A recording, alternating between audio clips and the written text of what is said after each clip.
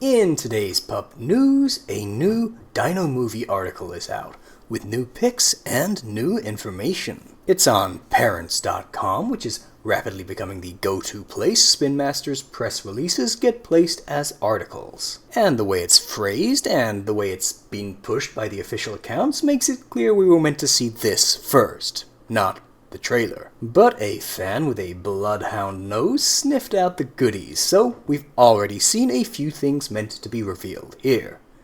Oopsie.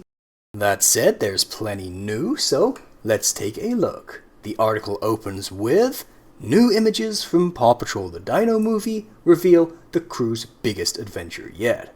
Parents is getting a sneak peek at scenes from the highly anticipated new PAW Patrol movie coming this summer. My editor's eye is a bit triggered by the use of single quotation marks in the titles, but double ones in the text. Come on, journalistic standards. I suspect it's a relic of a Canadian original, rewritten by an American journalist. Anyway, the first pic we saw in the trailer already, the one with the beautiful golden hour lighting and the Pachycephalosaurus.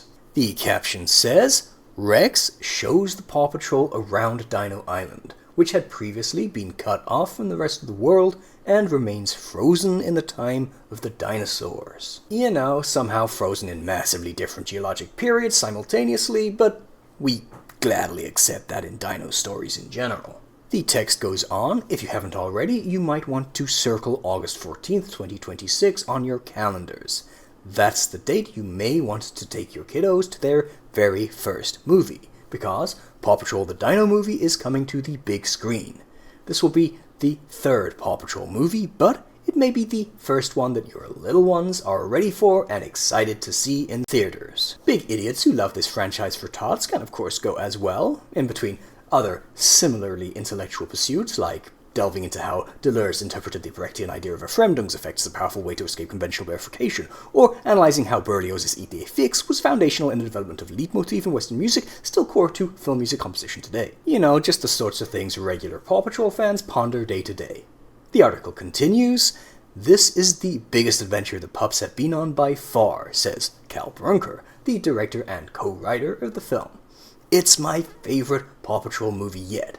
Definitely an adventure to experience on the largest screen possible. Certainly these lush visuals make me want to watch it on a huge screen, but I'll also rewatch in my home theater plenty of times. Unless, for some reason, I hate it."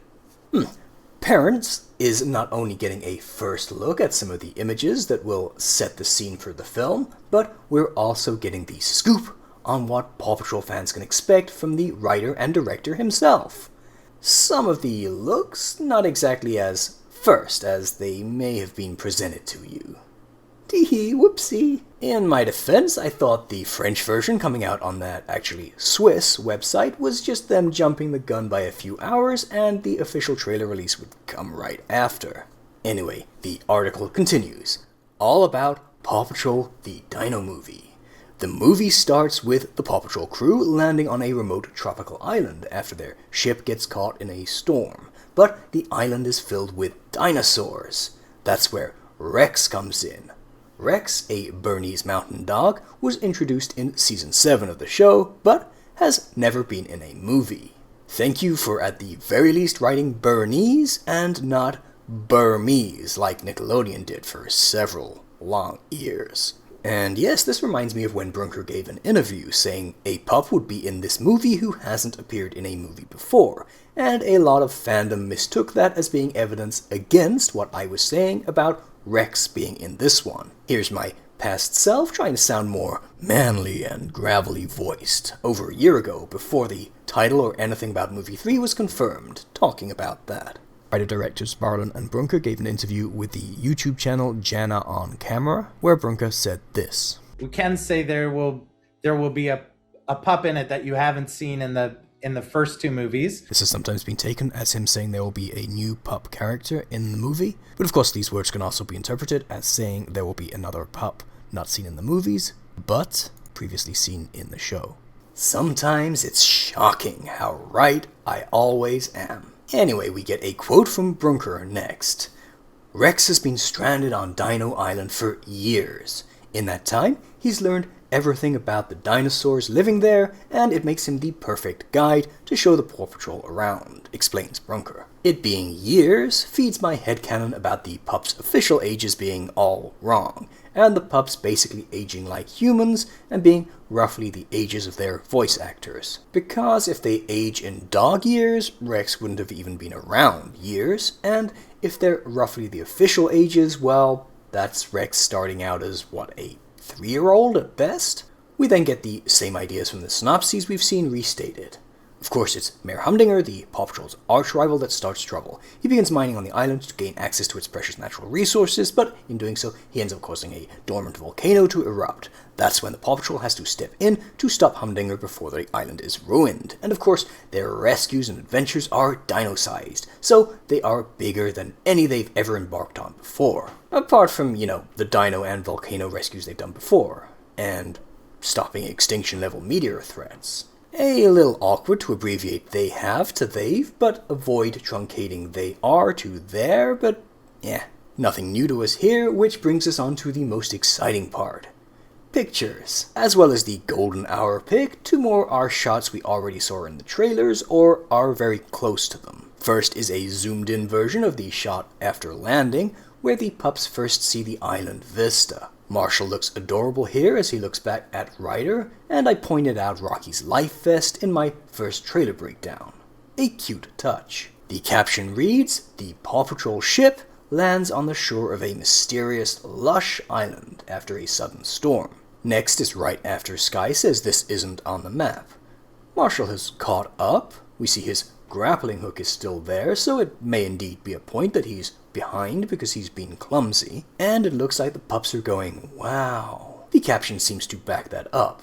The Paw Patrol takes in a striking view from a cliff on Dino Island. Next, the cute group pic I used at the beginning. Let's get those arrows off their faces. The caption says, "The Paw Patrol peers down a tree trunk slide while exploring the island." Maybe it's the slide they later used to deploy with their leaf gliders, though I expect that to start in Rex's treehouse. I love this shot. I think they all look very cute indeed, and love how Marshall is subtly getting the focus. He, Rocky, and Chase just look so totally adorable here. I don't always love the movie designs, but right here, 0 complaints. Next comes Marshall with a very coy, very sweet expression on his little face. Love him so much. The caption says, "Marshall unknowingly stumbles upon a dinosaur's hiding spot." And indeed, right behind him lurks what we know from the trailer is the Spinosaurus. Very foreshortened. It's clearly right before this moment with precious, scared Marshall. From the way his hind legs are, it's likely Marshall's even standing on the Spinosaurus' snout. So yeah, we can be reasonably certain the plot goes like this. Pups are at sea, but crash into the island, they explore, Marshall gets attacked by the Spinosaurus, Rex rescues them on Timmy, and takes them back to his treehouse. Which neatly brings us on to the highest impact shot, captioned Rex in his treetop home on Dino Island. Let's expand this one since, wow, it gives us what the trailers lacked. Our first clear view of Rex.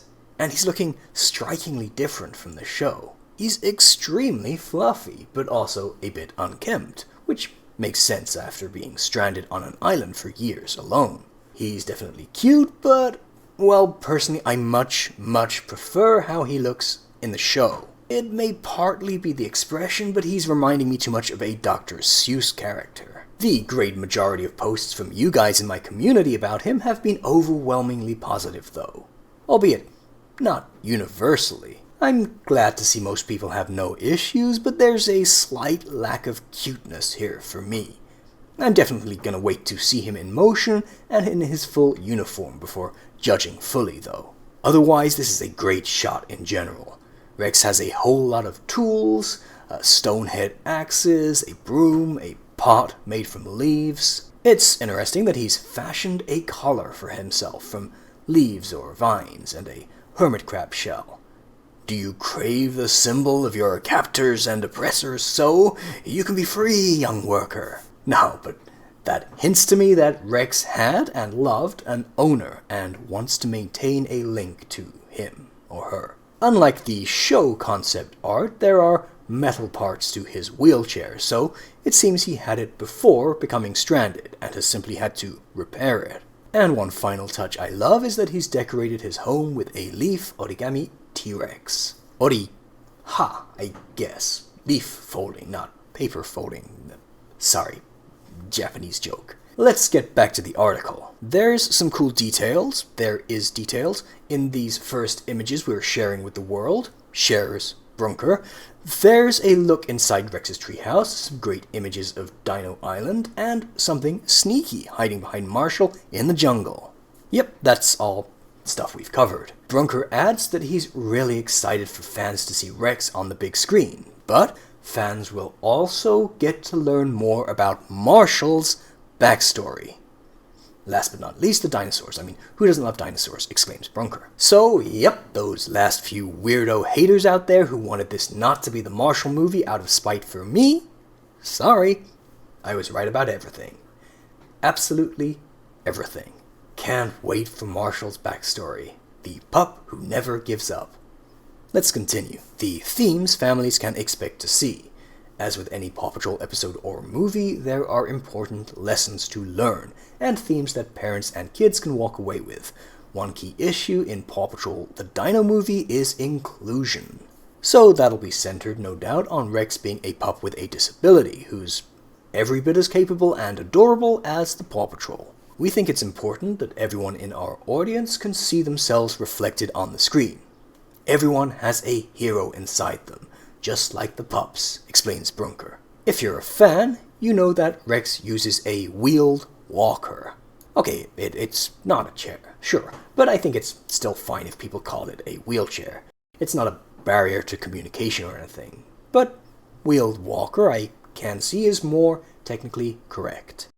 To him, it's second nature. He's figured out how to move through the jungle with ease. He swings on vines, rolls down roots, and rides on the back of a giant T-Rex named Timmy. Rex's greatest strength is his resilience. He knows that if at first you don't succeed, you've got to try again. He uses the lessons he's learned on the island to help Marshall find his confidence, says Brunker. Not to toot my own horn too much, but it is pretty amazing how much of this I absolutely nailed 2 years ago. But that's not the only lesson learned. In this movie, Marshall struggles with his clumsiness and all the mistakes he keeps making. Over the course of the movie, he learns that everybody makes mistakes. Mistakes are how you get better. The important thing is to be the pup who never gives up, adds Brunker, name-dropping the title of the Little Golden Book. The article concludes, the PAW Patrol the Dino Movie cast includes some famous voices parents may recognize, including Paris Hilton, Jennifer Hudson, Terry Crews, Snoop Dogg, and Bill Nye. PAW Patrol the Dino Movie is not yet rated, however, the past 2 films were rated PG, which is actually ending on an inaccuracy. The first movie was one of the last G-rated movies, while there was a bit of memeing about the fact that movie 2 was PG. Research, people! That's the end of the article, but there's one more nugget of news. Replying to a Twitter user, Cal Brunker revealed the composer. The incredible Pinar Toprak. Toprak was the composer for movie 2 as well, and did a great job. She was pastiching past work as a superhero movie composer there, but I have every faith she'll be just as good evoking dino movies, and bringing her own originality to the score. Alright, that about covers it. Why not check out my breakdowns of the 2 trailer iterations here? It could be fun to go back and watch my old dino videos and see how right I got everything too. But alright, enough stroking my own ego. That's all for today, and I'll see you guys again next time.